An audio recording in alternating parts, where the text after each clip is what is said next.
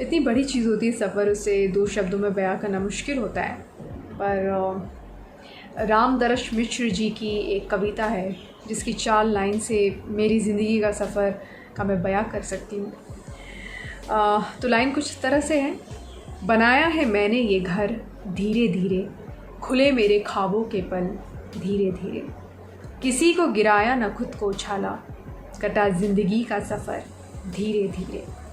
ज़मीं खेत की साथ लेकर चली थी, उगा उसमें शहर कोई धीरे धीरे, मिला क्या न मुझको ए दुनिया तुम्हारी, मोहब्बत मिली है अगर धीरे धीरे।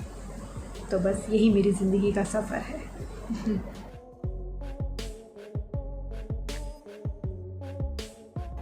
कुछ महीने पहले मैंने इस किरदार के लिए ऑडिशन दिया था। चैनल और प्रोडक्शन हाउस में ये ऑडिशन पसंद किया और मुझे किरदार मिला।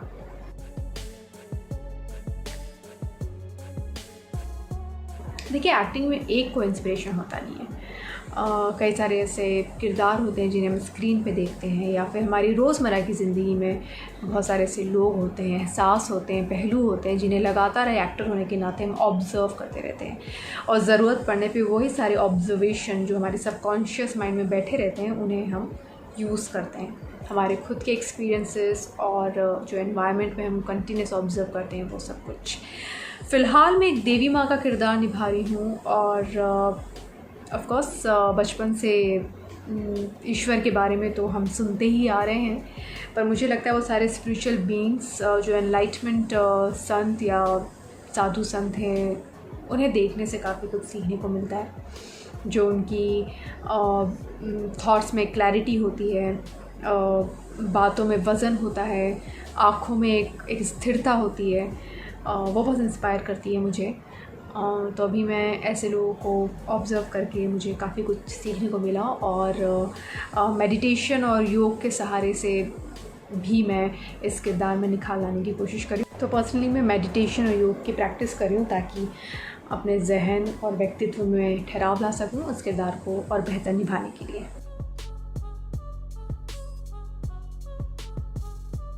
जगत जननी माँ वैष्णो देवी कहानी माता रानी की ये सीरियल है, जो कि स्टार भारत में 13 जुलाई से सोमवार से शुक्रवार रात 9:30 बजे आएगा। बहुत ही सुंदर वैष्णो देवी की कहानी है। ऐसे कई सारे पहलू हैं जो माता रानी के बारे में जानते हैं, पर बहुत सारे नहीं भी जानते। और कहानी देवी माँ की है, पर ये हर इंसान की ज़िंदगी से जुड़ी हुई है। आम इंसान की ज़िंदगी को भी ये छुएगी।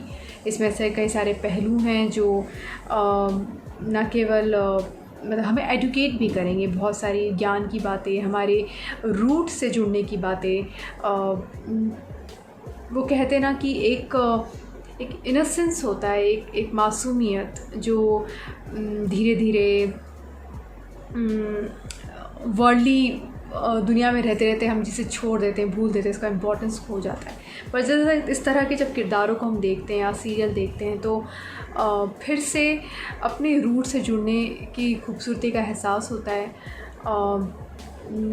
वो निर्मल मन और निर्मल भाव के बारे में जानकारी मिलती है, और इससे you can actually add value to your life.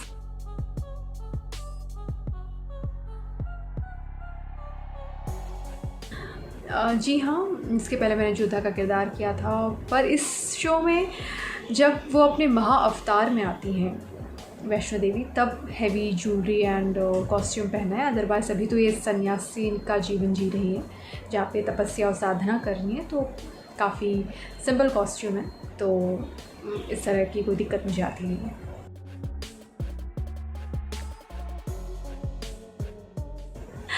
वैसे इस बार मैं इंदौर में बहुत लंबे समय तक रही हूँ, लगभग 4 महीने से मैं इंदौर में थी लॉकडाउन के ड्यूरेशन में।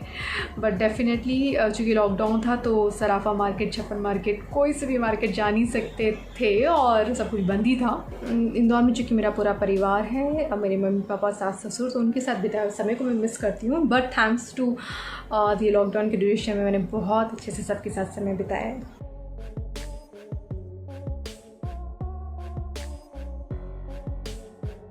मैंने अभी तक बस उनके बारे में सुना था। मैं 2 बार वैष्णो देवी जा भी चुकी हूँ, पर किरदार निभाते हुए तो बहुत सारे पहलू हैं जिसके बारे में मुझे पता चल रहा है, और ये मुझे बहुत मेरे जीवन में एक्चुअली बहुत सारे सीख दे के जा रहे हैं।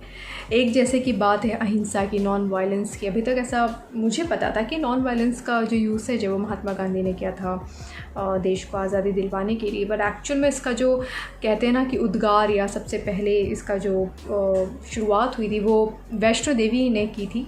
पाप नाशिनी उन्हें कहा जाता है, और अहिंसा का जो मार्ग अपनाने का सबसे पहली जो पहल है वो वैष्णो देवी की तरफ से आई थी। इस तरह की कहानी लिखी हुई है, तो ये मेरे लिए बहुत ही नई सीख थी।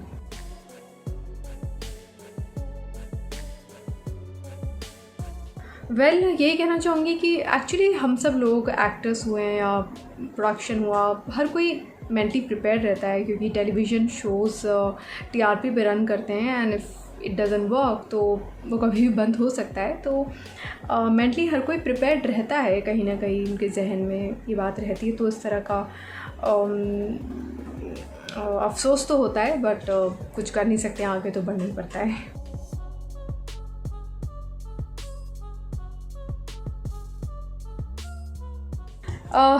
मुझे लगता है कि एक नॉर्मल सिंपल इंडियन वुमेन और देवी में अगर गहराई से देखा जाए तो वाकई में बहुत सारे सिमिलैरिटीज़ हैं। सबसे पहले तो हर इंसान के अंदर वो संभावना है कि वो देवत्व को प्राप्त कर सके। इस तरह की हमारी कई सारी प्रैक्टिसेस भी हैं, वेद में भी लिखा गया है, हम ब्रह्मास्मि का भी कंसेप्ट है।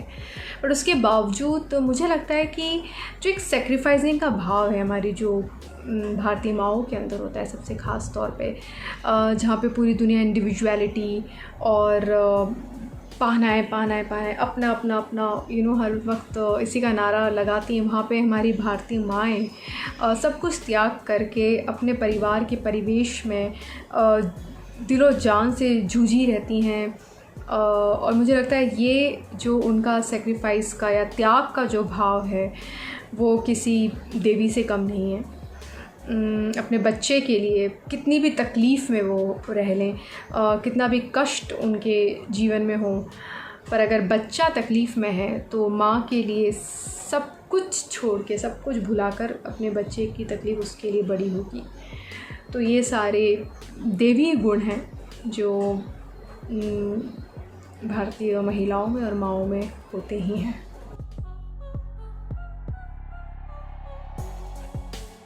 मायापुरी मैगज़ीन के बारे में बस यही कहना चाहूँगी कि आप लोग के सवाल बहुत अच्छे होते हैं। एज एन एक्टर मैं हमेशा चाहती हूँ कि मुझसे थोड़े गहराई वाले प्रश्न पूछे जाएं जो हमें भी सोचने को मजबूर करें और एक विचार को जन्म दें। तो आप लोग के क्वेश्चंस हमेशा वैसे ही होते हैं जो कि काफ़ी इम्प्रेसिव रहता है।